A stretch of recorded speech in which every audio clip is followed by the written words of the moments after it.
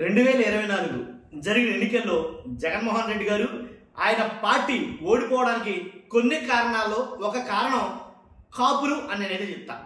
దాంట్లో ఎలాంటిది కాపు సామాజిక వర్గం ఎవరైతే ఉన్నారో వాళ్ళంతా కలిపి జగన్మోహన్ రెడ్డి గారికి ఎగైనెస్ట్గా ఉండడం వల్ల, అంటే ఆ ఓట్లు కాపు సామాజిక ఓట్లు జగన్మోహన్ రెడ్డి గారు పడకపోవడం వల్ల, ఆయనకు పడకపోవడం వల్ల ఆయన ఓడిపోయాడు. ఆ ఓడిపోయిన కారణాలు ఇది కూడా ఒక కారణమే. ఎందుకని పడలేదు? కాపులంతా ఎటువైపు చూస్తున్నారు? ప్రజెంట్ ఇప్పుడు ఎటు ఉన్నారు? కాపులంతా ఏ రాజకీయ నాయకుడి వైపు చూస్తున్నారు? జగన్మోహన్ రెడ్డి గారి వైపా, లేదా పవన్ కళ్యాణ్ గారా, లేదా చంద్రబాబు నాయుడు గారా? ఇప్పుడు కాపుల ఓట్లు ఎటు పడబోతున్నాయి, కాపులు ఎటువైపు తిరిగారు ఇప్పుడు అనే దాని మీద మనం వీడియో చేయబోతాం. ఫస్ట్ అయితే లైక్ చేయండి, చాలా ఇంట్రెస్టింగ్ ఉండబోతుంది. వీడియో ఎండ్ వరకు అయితే చూడండి, వాస్తవాలు ఏంటో తెలుస్తాయి. ఫస్ట్ లైక్ చేశారా? లైక్ చేస్తే నాకు మోటివేషన్ ఉంటుంది, ఎక్కువ మందికి ఇన్ఫర్మేషన్ షేర్ అవుతుంది. అంతేకాదు షేర్ చేయండి. కొత్తగా మన ఛానల్ చూస్తే పక్కాగా సబ్స్క్రైబ్ చేయండి. మీ అమూల్యమైన అభిప్రాయాన్ని కామెంట్ రూపంలో తెలియజేయండి. కాపు సామాజిక వర్గం వారు ఎటువైపు ఉన్నారు, వాళ్ళు ఎవరికి సపోర్ట్ చేయబోతున్నారు? ఇప్పుడు కూటమి ప్రభుత్వం చూసుకుంటే కనుక నేను ఆల్రెడీ చెప్పా, 2024 ఎన్నికల్లో జగన్మోహన్ రెడ్డి గారు ఓడిపోవడానికి ప్రధాన కారణాల్లో కాపులు కూడా ఒక కారణమే. దాంట్లో ఎలాంటి డౌట్ లేదు. 2014లో జగన్మోహన్ రెడ్డి గారు గెలవడానికి కూడా ప్రధాన కారణంలో ఒక కారణం కాపులు. 2019లో జగన్మోహన్ రెడ్డి గారు గెలిచారంటే కాపులు కారణమే. దాంట్లో ఎందుకంటే గంప కొత్తగా కాపులందరూ జగన్మోహన్ రెడ్డి గారిని ఎన్నుకున్నారు. ఎందుకంటే ఆయన చెప్పిన మాటలు ఏవైతే ఉన్నాయో, ఆయన ఇచ్చిన వాగ్దానాలు ఏవైతే ఉన్నాయో వాటన్నిటిని నెరవేర్చాడని నమ్మకంతో కాపులకి ఏదైతే ఒక అండ కావాలని, ఖచ్చితంగా వాళ్ళకంటూ ఒకటి కావాలని జగన్మోహన్ రెడ్డి గారు ఎన్నుకున్నారు. ఎన్నుకున్నట్టుగానే 2019లో నెగ్గిన జగన్మోహన్ రెడ్డి గారు ఆయన చెప్పినవన్నీ చేశాడు. దాంట్లో ఎలాంటి డౌట్ లేదు. అలాగే ఇప్పుడు 2024లో మరి చెప్పినవన్నీ చేసినా సరే 2024లో ఎందుకని జగన్మోహన్ రెడ్డి గారిని దూరం చేశారు? ఎందుకని జగన్మోహన్ రెడ్డి గారిని దూరం పెట్టారంటే, మాకు ఒక నాయకుడు దొరికాడు, వాళ్ళకు ఒక నాయకుడు దొరికాడు.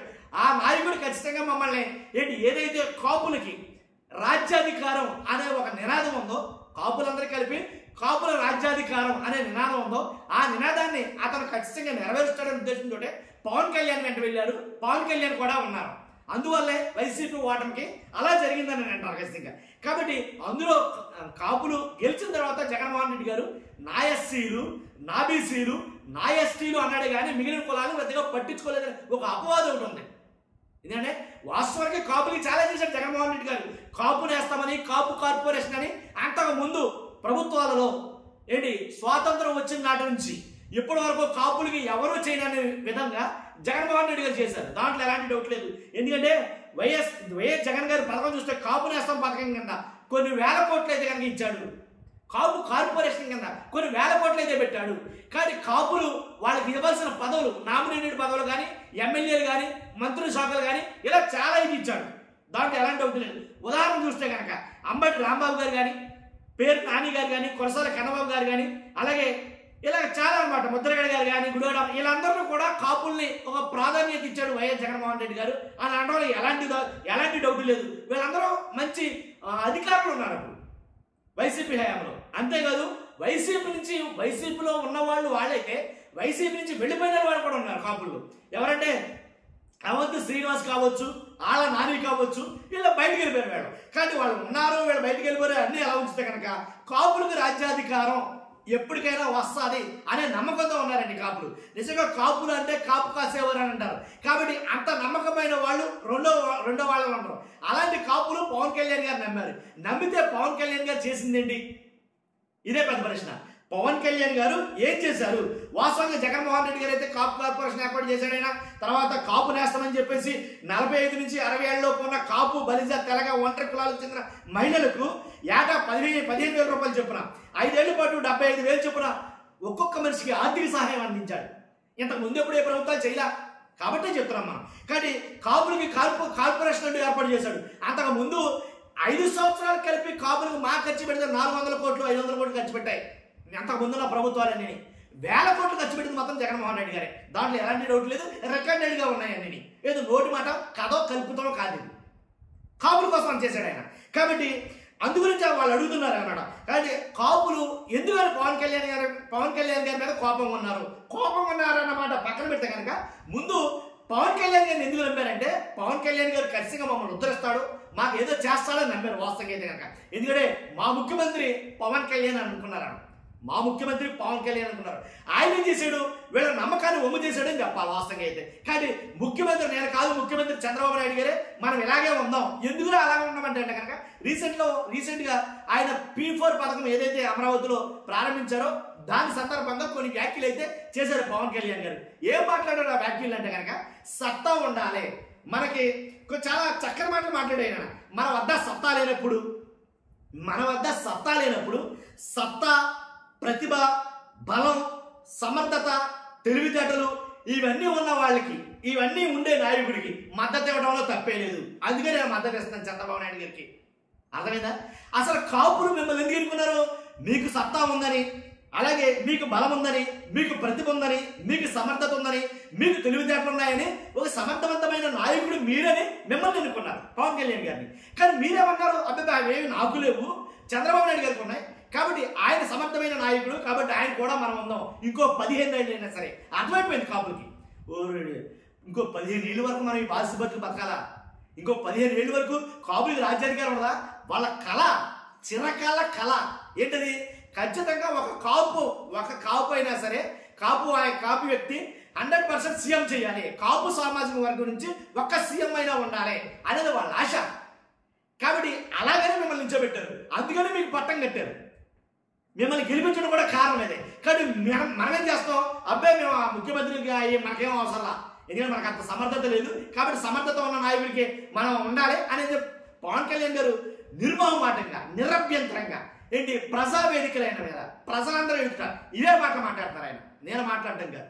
ఇంకో 15 ఏళ్ల పాటు చంద్రబాబు నాయుడు గారే సీఎంగా ఉంటారు. అంటే సీఎం అయ్యే కళ ఇప్పుడు తీరేది కాదు అక్కడ క్లియర్గా.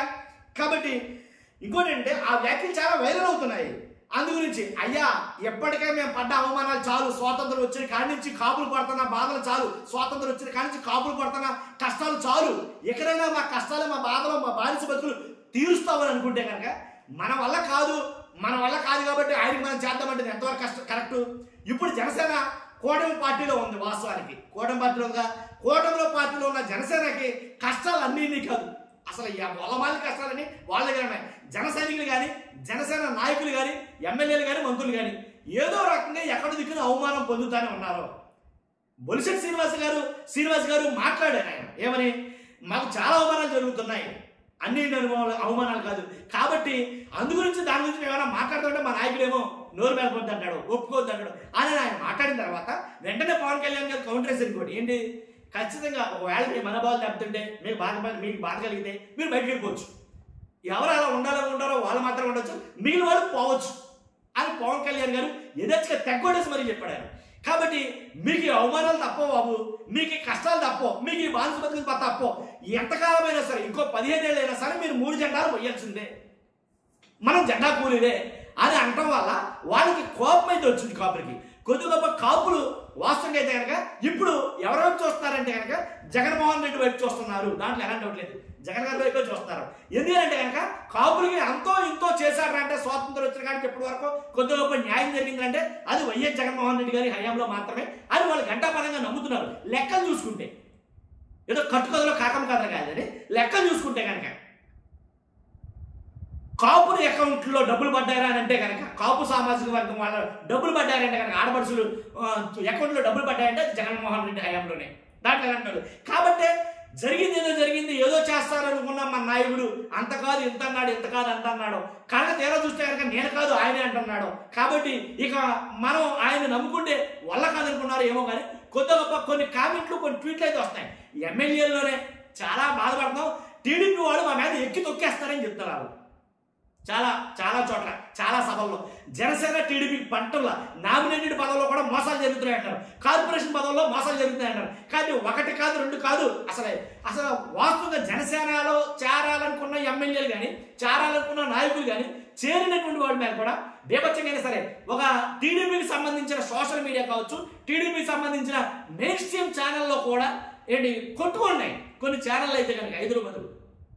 ఆల్రెడీ మన వీడియోలో ఉంటాయి, దాంట్లో చూస్తే ఇది యథార్థం. కాబట్టి ఇలా జరుగుతుంది. కాబట్టి ఎంతకాలం పొగుడతారు మీరు పవన్ కళ్యాణ్ గారు, చంద్రబాబు నాయుడు గారిని? మేము ఎంతకాలం పొగడాలి? మా బతుకులే బట్రాస్ బతుకుల్లాగా అయిపోయినాయి అనేది కనుక కొద్ది గొప్ప వాళ్ళు ఆవేశం పడతారు, ఉగ్రం, వాళ్ళకి కోపం అయితే వస్తుంది అన్నమాట. కాబట్టి 15 ఏళ్ల పాటు ఇలాగే ఉండాలి, మీరు ఇంతే అని అంటే కనుక మేము తట్టుకుని ఓపిక మాకు లేదు.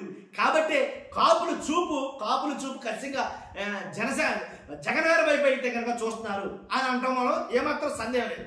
ఎందుకంటే అలా జరుగుతున్నాయి కొన్ని సంఘటనలు, కొన్ని పరిణామాలు. ఎవడ పడతాడండి ఈ రోజుల్లోనూ, ఎవడో పడిపోయి లేడు ఇక్కడ. కాబట్టి ఎవరినంటే వాళ్ళకే బాధ.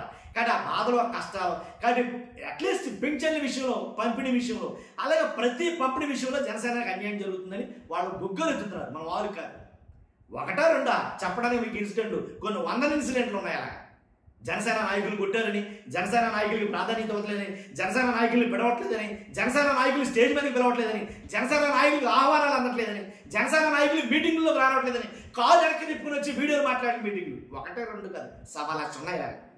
కానీ ఖచ్చితంగా కాపులు చూపు అయితే కనుక, కాపు సామాజిక వర్గం చూపు అయితే కనుక జగన్ వైపు చూస్తారు చాలా మట్టికి.